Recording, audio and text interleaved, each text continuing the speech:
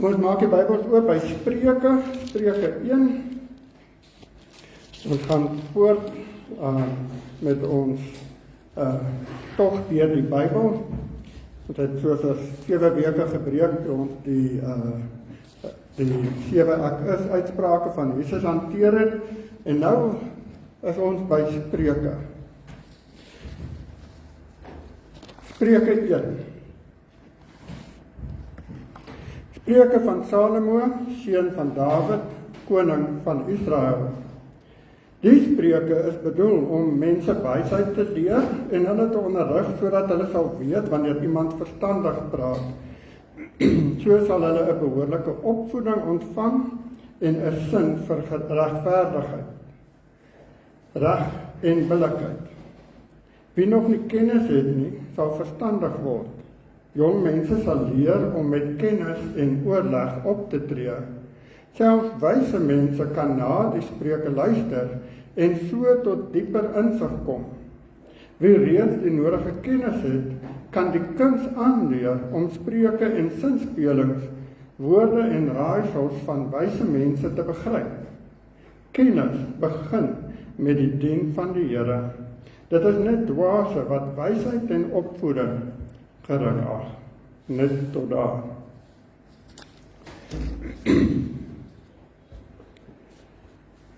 Hierdie eerste paar verse van Spreuke gee vir ons 'n inleiding van die doel van die boek Spreuke. Ons almal weet toe Salomo koning geword het, het God vir hom gevra, wat wil jy hê, moet ek vir jou gee? Wil jy wysheid hê? Wil jy rykdom hê? Wil jy jou vyande oorwin? En Salomo het vir God gesê, in 2 Kronieke 1 vers 10 antwoord hy, gee my nou wysheid en kennis, dat ek hierdie volk reg kan lei, want wie kan uit homself hierdie groot volk van u regeer? En dit is wat Salomo gevra het. Here, gee my wysheid om hierdie volk van u reg te lei. En God het vir Salomo geseën met wysheid, maar omdat hy wysheid gekies het, het God hom ook geseën met rykdom en met oorwinning oor sy vyande. En wanneer ons na die boek Spreuke kyk, dan is dit eintlik vir ons 'n wonderlike dokument en 'n boek wat Salomo opgeteken het om al sy wyshede en alles wat hy geleer het vir ons op te teken, sodat ek en jy ook vandag uit sy wysheid uit kan leer. So die boek van Spreuke is nie 'n verhaal van Moses of 'n verhaal van God wat iets gedoen het of gebeure wat opgeteken is nie. Dis woorde van wysheid wat Salomo beleef het en wat hy geleer het. Dis kopkennis en dis lewenservarings en dis wyshede wat hy vir ons wil leer om te sê, as jy daarvolgens lewe, dan gaan jy ook wysheid hê. En ja, die boek Spreuke, ons haal ons baie keer sulke versies uit die boek Spreuke uit, wat vir ons baie beteken, want een versie op sy eie spreek boekdele. Nou, ons is ongelukkig, ons kan dalk 'n jaar of 2 deur die boek Spreuke werk, as ons na elke versie wil kyk. Maar daar is soveel wyshede in die boek Spreuke, dat ons nie alles kan hanteer nie, maar Salomo gee vir ons 7 doelstellings van die boek Spreuke. In vers 1 tot 7 gee dit vir ons. Die eerste is om mense wysheid te leer, en die tweede is om hulle te onderrig, om te weet wanneer iemand verstandig praat, met ander woorde, sodat jy kan weet wanneer iemand nonsens praat en wanneer iemand verstandig praat. Om vir ons behoorlike opvoeding te gee, sodat ons kan weet wat is regverdigheid, wat is reg en wat is billik.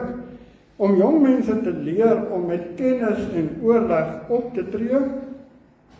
Om wyse mense te leer om dieper insig te bekom. En dan vir mense om die gesprekke en die spreuke en die sinsnedes van wyse mense te verstaan en te begryp, en dan tipies aan die Bybelskrywers, maar wat ons ook mos altyd sê, laaste maar nie die minste nie. Julle ken mos daai gesegde. Veral wanneer mens iemand bedank en jy het baie bedankings en dan sê jy, maar laaste maar nie die minste nie, dan weet almal hierdie is die heel belangrikste een. Nou as ons in die boek Spreuke kyk, dan sal hy baie keer sê daar's 3, nie 4, of daar's dan daai 4de een, daai laaste een is die belangrikste. En die laaste een wat hy vir ons hier sê, is om kennis te hê, is om die Here te dien. So, hierdie doelstellings, die doel van dit is om ons gedagtes te vorm, dit is om ons optredes te bepaal, dit is om ons karakter te ontwikkel, en dit is om ons verhouding met God te verdiep. So dis die doel van Spreuke. Dis nie maar net 'n klomp mooi aanhalings nie. Dis regtig, daar's 'n doel agter elke sinnetjie wat Salomo in hierdie boek geskryf het, en dan aan die einde van die boek Spreuke is daar ook spreuke van ander mense. So dis die doel. So die boek Spreuke wil ons 'n bietjie leer dink. Dit wil 'n bietjie ons grypstof losmaak. Dis nie sommer net 'n storieetjie of 'n verhaaltjie of iets wat net maklik verstaanbaar is nie. Dis 'n begrip wat ons bietjie moet oordink, wat ons bietjie moet aankou. So dis lekker Botswana steak hierdie. Dis nie Suid-Afrika se maklike ou vleisies nie. So laat ons moet dink oor wat die Here vir ons wil sê. En dan dit leer ons ook hoe ons moet lewe. Want wanneer ons oor iets gedink het en ons implementeer dit in ons lewens, dan verander dit ons lewens, en dan die laaste, wanneer ons denke verander is, en ons lewens is verander, dan verander ook ons verhouding met God op ons lewenspad. So ons gaan na hierdie 7 doelstellings gaan ons kyk, en ons begin vandag by die belangrikste ene, laaste maar nie die minste nie. Kennis begin met dien van die Here. Ons het baie geneig om die Bybelse aanhaling aan te haal deur te sê, my volk gaan ten gronde weens 'n gebrek aan kennis. Nou ek het baie spesifiek gee ek nie vir julle die teksvers nie, want ons sê ons altyd, die Bybel sê. So, julle moet gaan kyk waar sê die Bybel dit. My volk gaan ten gronde weens 'n gebrek van kennis. En dan pas ons daai gebrek aan kennis toe op, ja, maar kennis van die wêreld, kennis van die en kennis van dit en kennis van dat en kennis van dat. Maar wanneer ek daai teks intrek by wat Spreuke, Salomo skryf in Spreuke, waar hy sê, in die Engels of in die, as jy nou direk die Hebreëus vertaal, dan is dit om te sê, die vrees vir die Here is die begin van kennis. So, my volk gaan ten gronde weens 'n gebrek aan vrees van die Here, en daarom het hulle nie kennis nie. So ek vat daai teks en ek pas hom nou toe op Spreuke. Die 2020 vertaling sê dit ook baie meer direk. Ontzag vir die Here is die begin van kennis. En dan dubbelpunt, wysheid en vermaaning.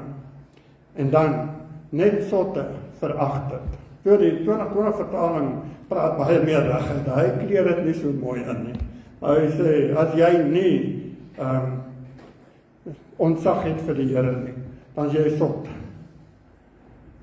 Dan is jy op jou verkeerde pad.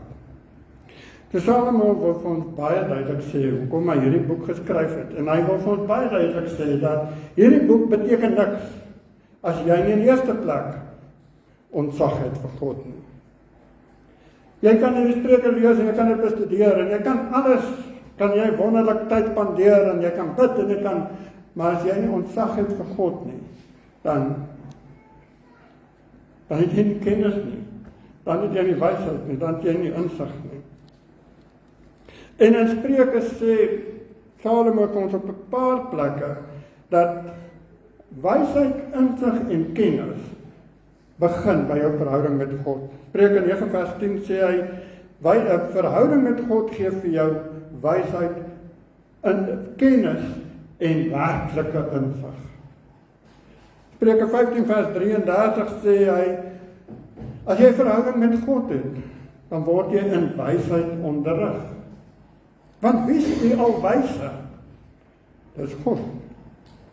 En dan Spreuke 19 vers 23 sê, deur die Here te dien, skep 'n veilige lewe, en jy kan rustig slaap, en rampe gaan jou nie tref nie.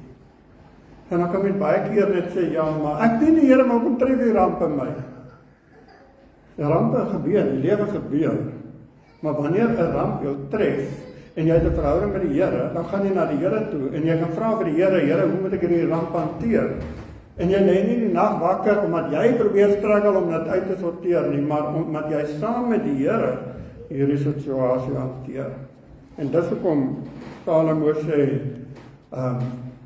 jy is nie bang vir rampe nie. Rampe tref jou nie, want jy het 'n ander ingesteldheid teenoor dit, as iemand wat nie 'n verhouding met die Here het nie. So dit is die begin van die boek Spreuke, is om te sê, ontzag vir God is die begin van kennis. Nie kennis is die begin van 'n verhouding met God nie. Want hier is soveel mense wat van God weet, en hier is so baie mense wat hulle Bybels ken, en hier is so baie mense wat iets weet van God af, maar wat nie 'n verhouding met God het nie. So ontzag met God, vir God, is die begin van kennis. Salomo brei hierdie nog verder uit deur vir ons te sê, om ontzag vir God te hê, is om te weet dat God in beheer is van my lewe. Salomo wil vir ons leer dat wysheid is nie noodwendig boekkennis nie. Wysheid is nie om Psalm 119 van A tot Z uit jou kop uit op te sê nie. Wysheid is om te weet God is in beheer. In hierdie chaos waarin Botswana op hierdie stadium is, en waarin my en jou lewe op hierdie stadium is, want elke van ons wat hier sit, word op hierdie stadium geaffekteer deur die chaos waarin ons land is, en waarin die wêreld op hierdie stadium is.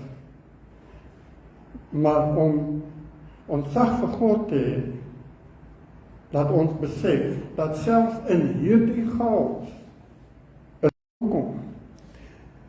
Want dan Salomo het nie net maanskyn en rose gehad nie. Salomo het nie net in sy paleis gesit en net 'n lekker lewe gehad vir sy hele tydperk as koning nie. Salomo het die lewe geleef.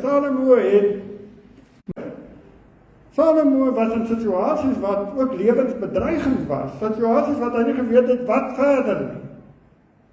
Maar Salomo het geweet, God is in beheer. Spreuke 5 vers 21, 'n mens se lewe lê oop voor die Here. Hy sien elke tree wat hy gee. En dit is nie, die Here kyk vir jou, moet sien nie elke tree nie. Dit moet vir jou geruststellend wees in jou hart om te sê, die Here is so bewus van my lewe. Hy sien elke tree wat ek gee. So dis nie 'n lat om jou te slaan nie, maar dit is eintlik net hande wat jy optel om te sê, die Here is so bewus van jou. Jou hele lewe lê voor die Here oop. En hy is bewus van elke tree wat ek en jy gee. In hierdie chaos, dis vir die Here oop. Dis nie vir die Here verborge nie. Die Here is nie onkant gevang deur bak en klou nie. Die Here is nie onkant gevang deur baie reën nie. Die Here is nie onkant gevang deur mense wat manipuleer en mense wat korrup is. Die Here is absoluut bewus van elke tree in my en jou lewe.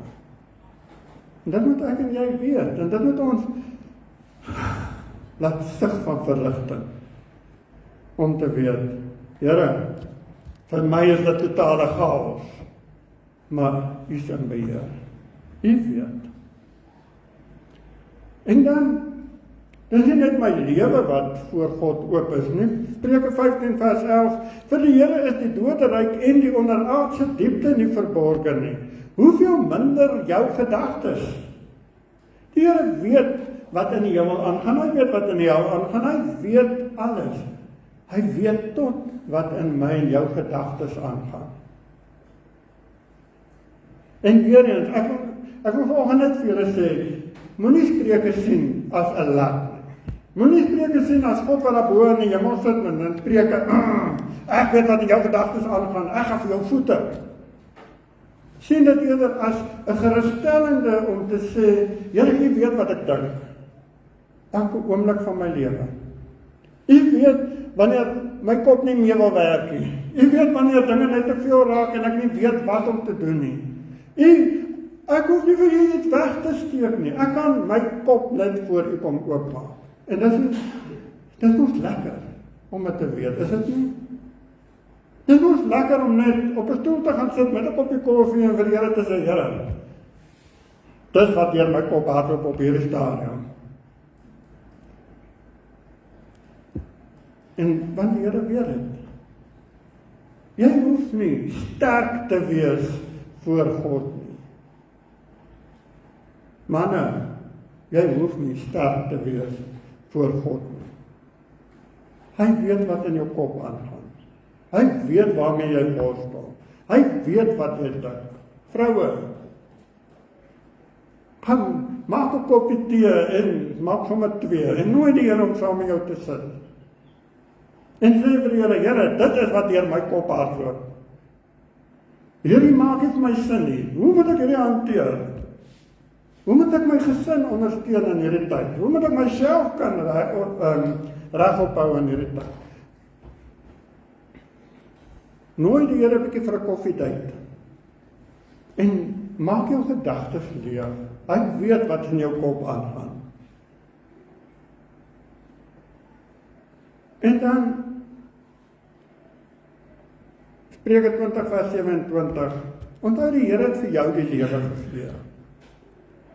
Jy is, omdat God dit wil. Jy is vandag 'n mens hier op aarde. Jy is vandag 19 April hier in Gansie.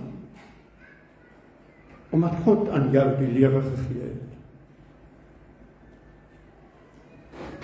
En hy is van alles bewus in jou lewe. Jy is nie per ongeluk hier nie. Jy is nie per abuis in hierdie dorpie, in hierdie land nie. Jy is hier omdat God aan jou die lewe gegee het en omdat God in beheer is van jou lewe. Dit hoekom jy vandag hier is. Onthou,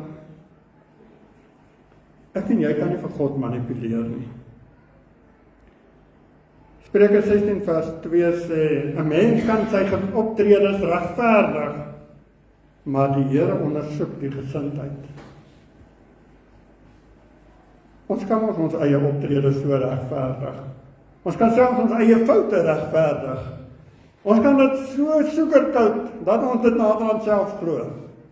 Maar ons kan ons optredes so regverdig. Maar wat doen God? Hy kyk na my gesindheid. Hy kyk na die gesindheid waarmee ek goed doen. Dan hoef ek myself nie te regverdig nie. Want God weet met watter gesindheid ek alles doen wat ek doen. Hy weet wat my bedoelings is. God ken die bedoelings van die hart. Ek dink almal was in 'n situasie al wat iets gebeur het en dan sê jy iets met die beste bedoeling, maar dit word totaal verkeerd opgevat. En dan moet jy sê, hoorie, maar dis nie wat ek bedoel het nie. Dankie tog. Die Here weet wat is die bedoelings van ons harte. Hy kyk na my en jou gesindheid. Daarom is dit belangrik dat ons onsself vra, hoekom doen ek wat ek doen? Hoekom doen ek wat ek doen? Vra jouself daai vraag af. Hoekom doen ek wat ek doen? En dan die tweede vraag wat ons vir onsself moet vra. Met watter gesindheid doen ek dit? Doen ek dit omdat ek 'n job moet hê, omdat ek moet 'n inkomste hê, omdat ek vir my gesin moet sorg, omdat ek net besig moet bly? Of doen ek dit omdat ek 'n passie daarvoor het, omdat die Here dit vir my gegee het om te doen en omdat ek dit die Here daardeur wil dien? Jy vra jouself af in elke situasie waarin jy is. Hoekom doen ek wat ek doen? En met watter gesindheid doen ek dit? En dan gaan ons partykeer 'n bietjie ons gesindhede moet verander, of ons gaan bietjie iets anders moet begin doen. Onthou, die Here toets ons. Hy ken ons gesindheid. Ons hoef nie vir die Here te sê, ag Here, ek bedoel eintlik dit, ag Here, ek het eintlik dit bedoel. Hy weet wat hier aangaan. Ons kan hom nie manipuleer nie. En dan, God is in beheer van ons toekoms. Spreuke 16 vers 9 sê ons, dat ons beplan ons pad, maar God sal bepaal hoe die pad loop. En dit beteken nie, ons mag nie beplan nie. Dit beteken nie, ons moet nou agteroor sit, want God weet in elk geval alles. So, ek is nou maar net 'n donkie wat nou maar net die kar moet trek, en ek moet nou maar beweeg waar God my stuur nie. Ek en jy moet beplan. Ons moet beplan. Maar in daai beplanning moet ons weet, dat God sal bepaal, hoe hierdie beplanning gaan uitloop. En om te weet, maar God is in beheer. Ja, ek het beplan, dit. En dan kom ons by stap nommer 3 wat ons beplan het, en dan gebeur daar iets totaal buite ons beheer. En dan raak ons almal op ons senuwees, en ons raak gerattel, die beste Afrikaans wat daar is. Want ons weet nou nie om dit te hanteer nie, en dis in daai stadium wat ons moet besef, maar God weet ons nou waartoe hierdie pad moet stap. So Here, punt nommer 3. Ek moet dalk weer terug aan drawing board toe. Wat moet ek herbeplan? Niks werk uit presies soos ons beplan het nie. Of gebeur dit net in my lewe? Gebeur, julle, goed, is alles presies so. Jy beplan dit en dan hier op die einde, dan is dit perfek so uitgewerk. My lewe het nogal die geneigtheid om as ek in hierdie rigting gaan, maak hy 90 grade draai, of hy maak 'n 348 grade draai. Maar dan, in daai draai, moet jy besef om te weet, maar God bepaal hoe my pad gaan loop. En ek moet net hom vertrou. Hy is in beheer. Hy weet wat hy doen, en hy weet hoekom hy dit doen, en hy weet waarmee hy besig is. En dan spreek, maar ek wil graag 19 vers 21 net lees. Al maak die mens hoeveel planne wat die Here besluit, staan vas. Al maak die mens wat die Here besluit, staan vas. Hier is 'n baie moeilike beginsel om in ons lewens in vir my. In hierdie gedeelte, ons moet planne maak, maar die besluit van die Here staan vas. Die moeilikste deel om te aanvaar. Om te aanvaar dat die Here anders besluit as wat my plan is. En om te aanvaar dat God se besluit vir my lewe is altyd die beste besluit. Want ek wonder baie keer wat sou gebeur het as al my planne uitgewerk het soos ek dit graag sou wou gehad het. Want onthou, ons planne is baie keer eensydig, dit is baie keer selfgerig, dit is baie keer hoe ek het wil hê, ek en my gesin en ek en my groepie. Maar God kyk na jou groepie en my groepie en sy groepie en haar groepie en hulle groepie en God kyk na die hele prentjie. En daarom is God se besluit altyd die regte besluit.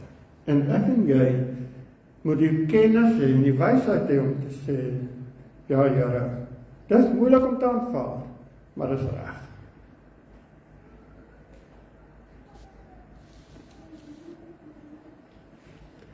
God is in beheer. Om ontzag God te hê, bring die besef om te weet, God is in beheer. Om 'n verhouding met God te hê en ontzag vir God te hê, is om te weet dat daar sekere dinge is wat God haat. Hoor julle die hardheid van die woorde? Daar is sekere dinge wat God haat. En Salomo skryf dit baie mooi vir ons hierop. En hy sê in Spreuke 6 vers 16, sê hy die volgende: Die Here haat 6 dinge, nie 7. So watter een is die belangrikste? Die laaste een. Die Here het 6 dinge, nie 7, waarvan hy 'n afskuw het. Oë wat straal van hoogmoed, 'n tong wat lieg, hande wat met bloed bevlek is, gedagtes wat met komplotte besig is, voete wat net een koers ken, en dis die van kwaad, 'n getuie wat lieg, 6, nee, 7. Iemand wat rusie stoot tussen broers. Iemand wat verdeeldheid veroorsaak. Dis die goed wat God haat. Dis die goed wat vir God 'n absolute nou-nou is. En wanneer ons Spreuke lees en wanneer ons Spreuke begin deurgaan en ons werk aan ons verhouding met die Here, en ek en jy stap vandag hier uit, dan moet ons maar weer Spreuke 6 vers 16 gaan lees, sodat ons die wysheid kan ontvang om te besef, daar sekere goeders wat vir God 'n nou is. Ons almal lees die wet, en dit is fantasties en dit is wonderlik, ons moet hom ken. Maar hoeveel keer het ek en jy al Spreuke 6 vers 16 gelees? En wie kom ek ken hom uit hulle koppe uit? Ja, ek het dit nou maar weer gelees. Ek het gesien dit onderstreep in my Bybel, maar ek kan nie onthou wanneer laas het ek dit gelees. Seker 6 jaar terug toe ek Spreuke behandel het.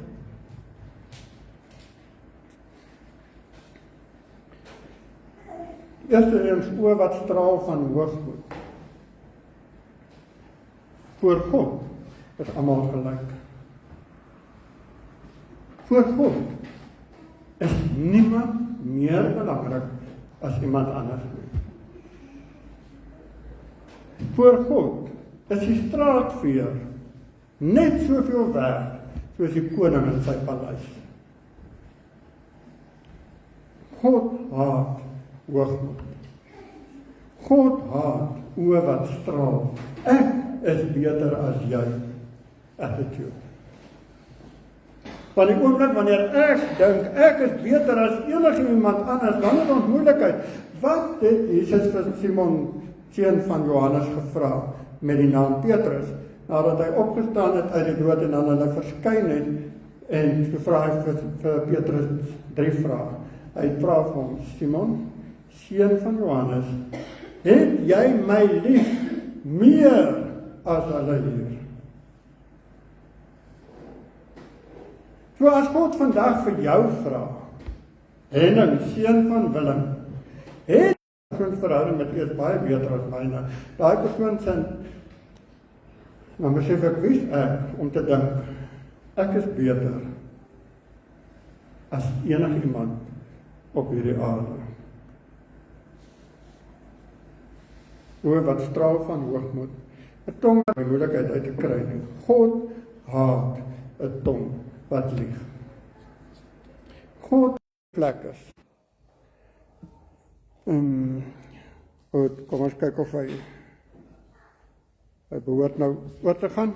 Krag is af hier by ons, so ek glo ons kan voortgaan.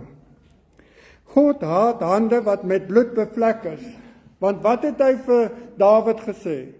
Dawid het gesê, Here, ek wil vir U 'n tempel bou. En God het vir hom gesê, Dawid, jy kan nie, want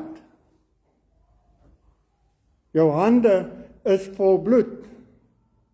'n man wat so naby aan God gelewe het, wat as 'n vriend van God en 'n man van God bekend gestaan het, kon nie vir God 'n tempel bou nie, want sy hande was met bloed bevlek. God haat gedagtes wat besig is met komplotte, wat besig is met korrupsie, wat besig is om komplotte te maak om mense uit mekaar uit te skeer. God haat dit. Waarmee is jy nou weer besig? God haat dit wanneer voete besig is om kwaad te gaan doen.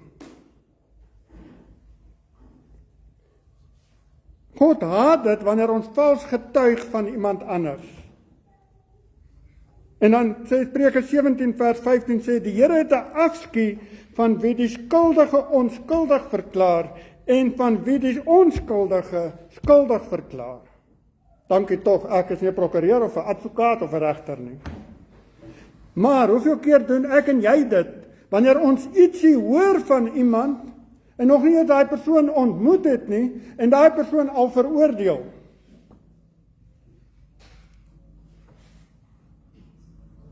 Ek vra maar net. En dan wanneer jy daai persoon 'n pad saam met daai persoon begin stap, dan kom jy agter, maar dit wat van jou gesê is en dit wat ek beleef is 5 verskillende goed. Want ons oordeel maklik oor mense, ons sit mense maklik in boksies en ons glo vals getuies van iemand.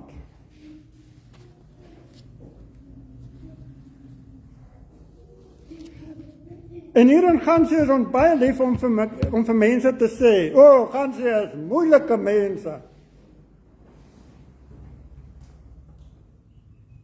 Gaan sy se mense is net so normaal, soos Mandalore se mense, soos Suid-Afrika se mense. Ons almal het maar ons moeilike sy, maar ons almal het ons sagte sy. En ek wil vandag vir julle sê, hou op om dit te sê. Want dit is 'n vals getuienis. Dit is nie die waarheid van hierdie dorp waarin ons woon nie. Dit is my persepsie van iemand. Sorry vir die tone, wat ek dalk vandag 'n bietjie trap. Maar my tone word eerste getrap. God het 'n afskuw in wie skuldige onskuldig en onskuldige skuldig verklaar, en dan 6, nee 7, iemand wat rusie stook tussen broers. En dit is nie net fisiese broers, fisiese familie nie, maar ook geestelike familie. Wanneer mense teenoor mekaar probeer 'n wig indruk en verdeeldheid wil veroorsaak. Wat is die beste manier om 'n gemeente te vernietig?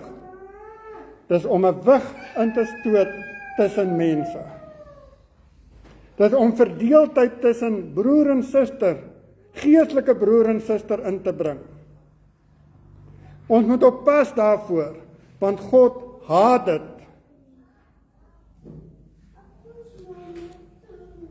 Dit is belangrik wanneer ek vir God ontzag het om te weet van God van liefde, God wat omgee. En dit is belangrik dat ek moet weet dat daar sekere dinge is wat vir God totaal en al onaanvaarbaar is. En daarom kom Salomo en hy bind dit saam en hy sê, met dit alles, besef jou afhanklikheid van God. Besef jou afhanklikheid van God. God is in beheer, maar daar is sekere dinge wat God haat. Maar ek en jy, as ons wil wysheid hê, en as ons wil kennis hê, en as ons wil insig hê, dan moet ons besef dat ek totaal afhanklik is van God. Salomo sê in Spreuke 10 vers 23, dit is die seën van die Here wat vir jou rykdom bring. Jou gesoeg, laat dit nie meer word nie. Jy kan jouself moeg werk. Maar as die Here se seën nie oor jou is nie, dan kom dit nêrens.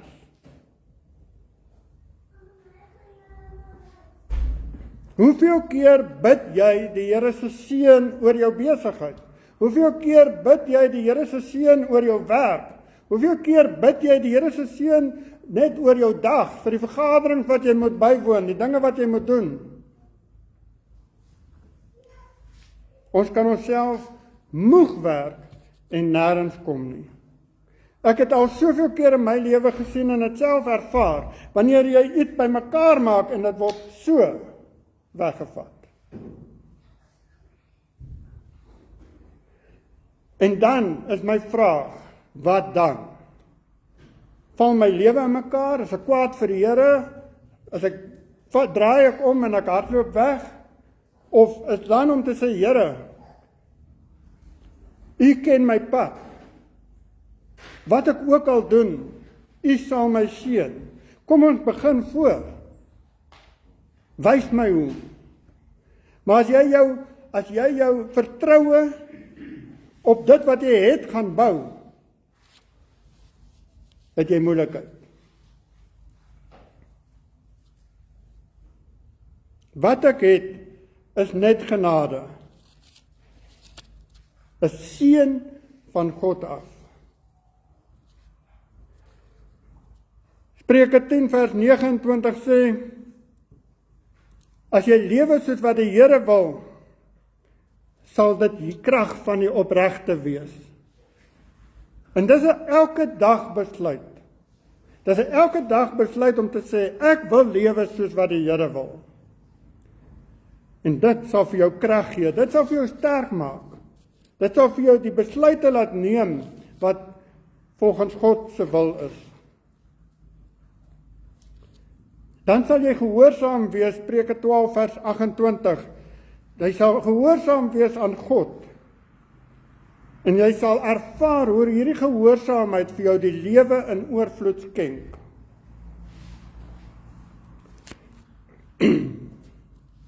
En dan sal jy weet om by die Here te gaan skuil in elke situasie van jou lewe. Jy gaan beleef dat jy by die Here kan gaan sit in die chaos waarin jy op hierdie stadium mag wees. En jy gaan weet dat by die Here is jy veilig. By die Here sal hy vir jou sê, wat is die pad wat jy moet stap? By die Here sal hy vir jou sê, kom by die kruispad, kyk na die paaie en vra, wat is die beste pad? Ek sluit af. Die belangrikste doel van die boek Spreuke is om vir ons te leer wat dit is om 'n verhouding met God te hê. En hy vat dit saam in Spreuke 14 vers 26 en 27 en mag hierdie vers my en jou lewensmotto wees. Want hy sê, wie die Here dien, het daarin 'n veilige toevlug, en ook sy kinders vind daar skuiling. Wie die Here dien, vind daarin 'n bron van lewe. Dit laat jou die strikke van die dood ontkom. Ontzag vir God is die begin van kennis. Amen. Kom ons bid. Here, baie dankie dat Salomo sy wyshede vir ons opgeteken het, sodat ons dit vandag kan bestudeer en by hom kan leer wat dit beteken om 'n verhouding met U te hê. Ja Here, U ken ons elkeen, U ken ons worstelinge, U ken ons opgewondenheid, U weet wat ons bly maak, U weet wat ons kwaad maak. Maar ek bid, Vader, dat ons elkeen net vandag die keuse sal maak om vandag te begin werk aan ons verhouding met U. Dankie dat U in beheer is, al lyk alles buite beheer. Ja Here, en dankie dat U ons net 'n bietjie wakker ruk om vir ons te sê, daar is sekere dinge wat vir U 'n absolute nou-nou is, sodat ons dit kan weet, en dat ons versigtig sal wees daarvoor. Dankie Here, dat U vir ons lief is, en dat ons net vandag weer kan besef, dat om U te ken, om U te vrees, om 'n verhouding met U te hê, is die heel belangrikste. Alles daarna is seëninge uit U hand uit. In Jesus se naam. Amen.